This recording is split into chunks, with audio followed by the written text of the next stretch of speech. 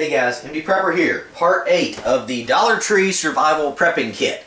This time it's a big subject, as you can obviously see, lots of options. We're going to be talking about a small medical kit. Now, this isn't small by any means. The camera doesn't even cover everything, so this is going to be a long video. Not everything on here is going to need to be on the vid, but I'm just showing everything in its original package, that sort of thing. Just because I can, just show you what you start with, show you what you get for your money, because you may not want to carry everything. Now, a lot of this is going to be holdover from my small portable medical kit and all that, but unfortunately they don't sell Quick Clot and all the other good stuff that I really, really like for $1. So this is the Dollar Tree. So here we go. First thing is this little 42-piece first aid kit from Dollar Tree. Love this. Check my other vids on medical kits and all that. This is decent for $1. It doesn't cover everything, but it covers enough. Comes in a nice little plastic case here. You can fit a lot of other gear inside and all that. So, parts: 30 sheer adhesive bandages, various sizes, 3 clear adhesive bandages, 3 fabric adhesive bandages, 2 non-stick, non-adherent pads, 3 alcohol pads, and of course they count the plastic box. I would probably keep the little paper cover around it, just something to burn for fire, that sort of thing. Personally, I don't know. So, I think the first aid kit is a decent idea for $1. Again, you may want to take some of the excessive 30 bandages out of there, make room for other stuff in this package, but we'll talk about that in a second. Next, alcohol cleaning pads, little alcohol swabs, which are great. Cleaning a wound, something like that. Great for bug bites. You get stung by something, ants, bees, wasps, whatever. Tobacco juice works well. That's an old kind of redneck one that my family used to use, but you know it works just fine? Alcohol. Swab some alcohol on that thing. It's going to neutralize some of the poison. So 50 count here, individually packaged. You don't need them all. So we got to figure out how many we want. There are 3 in this one, same stuff, but we got extra ones. We can also use these for fire starting, but that's not what we're talking about here. We're not talking about fire starting. So that's another video.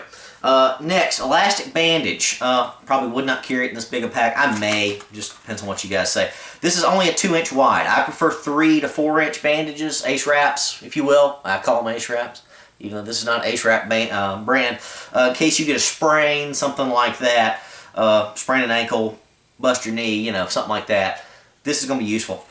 You got to have one of these. Now, if you had to burn this thing, could you? Of course you could. So, I think it's a little big and bulky in the box, but not much bigger than this. So you may want to keep the box for burning for tinder and stuff like that, but your call on that one. Let me see what you guys think. Rolled gauze. This is a 3-inch gauze that you can wrap around things. It's 3 inches wide and 2.5 yards long, so you could probably make several gauze wraps out of that for wounds, that sort of thing. Lightweight, weighs nothing, absolutely nothing.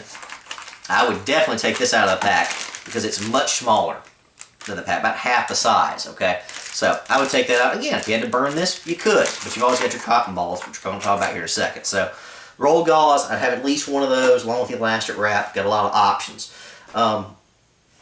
Obviously, cotton balls for fire starting and all sorts of other options. There's 100 cotton balls for $1. We obviously don't necessarily need all 100. Can we carry them? Sure we could. It's got a nice little Ziploc top on it and all that. Our bag's going to be big enough, but I don't think I need this many for 72 hours. Want your input. Of course, we're going to use some for fire starting and all that, but you can also use these for medical stuff. Swabbing out a wound with the isopropyl alcohol, that type of stuff. Cleaning off blood, and just all sorts of options. There's a lot of things you can do with cotton balls. I mean, this is a medical staple, so you got to have these. I'm a doctor. I love my cotton balls. You just got to have them. You can do a lot of things with that. You can plug them in a small wound to absorb the blood, stuff like that, and pull it out, and you know, after you put enough compression on it, all stuff you can do with this. So, cotton balls. Next, the isopropyl alcohol. Now, we're not going to carry it in this big of a bottle unless you guys just absolutely insist. As I said before, you can put it in this little squeezy bottle that I bought, or the little squirt bottle. You could squirt that onto a wound, something like that, and do just fine. I'd probably prefer it in a little squeezy bottle. But anyway, need to talk about how much of that we want to carry. So, this is 1 pint, but we could get more if we needed. I think this is more than ample. Again, this is going to come up in our fire starting, but this is a great wound care option out in the field. Much better in my mind than hydrogen peroxide, because hydrogen peroxide is really just for wound care, okay? And if it loses its fizziness, it's dead, and it's not going to work. This stuff pretty much doesn't die. It's alcohol. Doesn't go bad. So, again, fire starting, all sorts of other options for that. Okay, rest of wound care. Triple antibiotic. You saw this in my other vid. Here it is in the original package. It's not a lot. This is not all the way full, but you gotta have some triple antibiotic. Just good stuff. You scrape your knee, you clean it up with the alcohol swabs. Yeah, it's gonna hurt a little bit, but you know, we're doing 72-hour kit. I'm not really worried about massive infection, but you know what? Prevention is the best cure. So you scrape your knee, put a little, clean it out, put some of the triple antibiotic, slap a Band-Aid on it.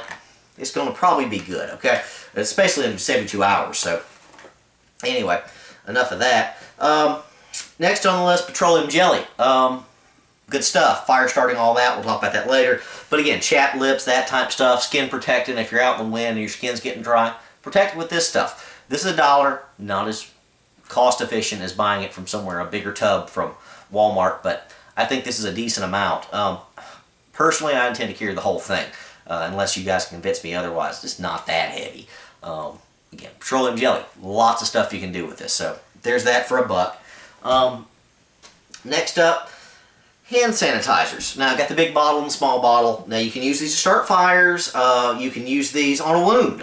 It's going to hurt like heck when you put it on there, but it's not going to dry up as quick. So, if I had a bug bite or something, I'd probably prefer this. So, and also, sanitary conditions. You know, you're out there, no running water, you go to the bathroom, you get your hands dirty, whatever, you wash them out in the stream. Well, who knows what's still on your hands, even though you wash them in the stream. This stuff, without using extra water, clean water, is going to be able to sanitize your hands fairly well. This big 10 fluid ounce bottle I got for $1. This was the most cost efficient, came with 25% extra, so this is the best deal for the money. But you can get 3 2-ounce packets, that's 6 ounces total, just a little over half of that, in the small squeezy bottles, 3 bottles for $1. So I don't know how we want to do that, if we want to put some of this in one of these bottles, I don't know. We got to figure that out, guys. I don't know if I need all this hand sanitizer with me in the field, but I got it anyway. I'll use this even at work. So a lot of stuff you can do with that, wound care, etc., and just basic sanitation, okay? I did not include a bar of soap in this just because, well, it'll work. That's fine. There's nothing wrong with a bar of soap. I just didn't throw it in. Want to see what you guys think. That'll work too.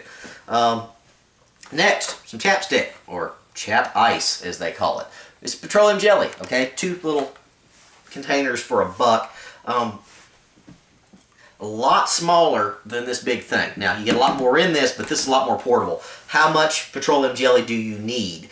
If I'm out in the windswept, cold, wherever land, this is probably going to be better overall, but for basic purposes, here in the southern heat and all that, these little small ones for chapped lips are going to be fine, and I can also squeeze out enough on my cotton balls for fire. But again, we'll talk about fire later. So I don't know what your thoughts are. I would probably carry one of these in my pocket, and I would personally probably carry that whole thing with me, even though this is going to be excessive for 72 hours.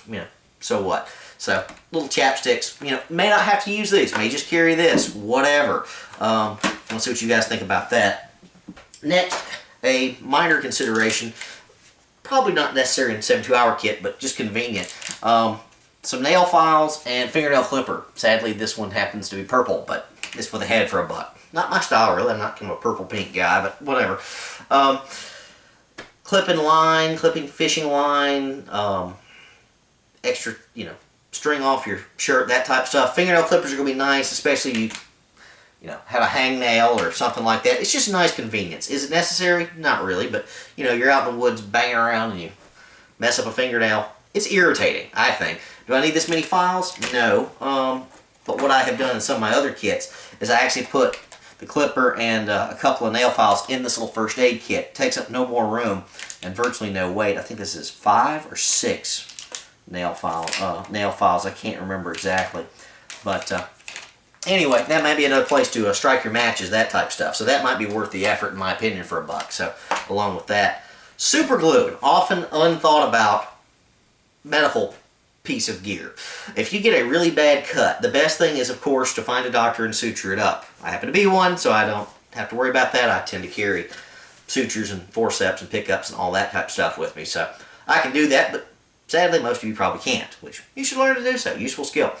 If you had a really bad wound that you got the bleeding stop and you really had to pull the edges together and you couldn't do it with your bandages or a little small thing, could you super glue it together? You could. I don't know if it's going to heal the best, but it's an option. Not saying I recommend it. We're going to talk about super glue later, but just thought I had to throw that in there. Now, you look at your old gauze and your adhesive bandages, what are you going to hold it together with? Duct tape. That which holds the world together. We're going to talk about this in other parts, kits and all, but you know, you should consider the duct tape part of your medical kit, not the solo thing you're going to keep. You're going to use this for a lot of other stuff. Finally, what I would say is not necessarily a medical piece, but it is, and we're going to talk about water purification and water prep later, but bleach. Plain old bleach. Now, we're going to talk about using this for purifying water in the water prep vid at some point, and food and cooking and all of those types of options, but for now, Clorox can be used for wound treatment and for disinfecting areas, that type of stuff, if you dilute it down enough. And I'll give you those stats at some other point when we're talking about that. But Clorox is good stuff. You can use this diluted down to clean the heck out of just about anything. They use bleach in medical settings all the time. If something's got a bunch of blood on it, you wipe all the visible blood away and you come back with a properly diluted amount of Clorox, you're good to go, okay? This is brand name. I could have gotten a bigger bottle of the generic stuff. I didn't. I saw Clorox for $1. I'll just go with the brand name for this. This is more than enough. Way more than enough. Probably need to put this in a little spritzer bottle, something like that. Maybe this little drippy bottle. Don't know how much of that I want to carry, but I'm definitely going to carry some of this. Not necessarily for medical concerns, but it can be used for such if you need to. So anyway, the medical kit, let me know what you think.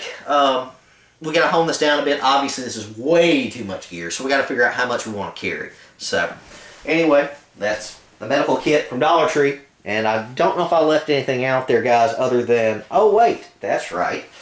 The most important thing that I did not pick up, that you may not need in a 72-hour kit, but I'm going to keep anyway. Maybe not this big of a spool, but toilet paper. Gotta have this. Cannot have enough of this. Good to go. 72 hours? Could you hold it in? Yeah, but would you want to? No. Of course, toilet paper has other uses for wound care, that type stuff. Not particularly great, but you could use this if you had to. And of course, you can use this for tender, especially with your petroleum jelly and all that. So, do we need some toilet paper? Yes. Do we need a whole roll? No, that's excessive. So, we would probably need some little sachets here rolled up and bound up and placed in a little plastic baggie or something. Just because, well, too big. Holds the world together other than duct tape. These two, this will get the job done. Maybe a good knife, cigarette lighter, something like that. You can do a lot with duct tape and toilet paper. So, I want to throw some toilet paper into that kit somewhere in some little packet, Ziploc bag. Alright guys, MD Prepper, out.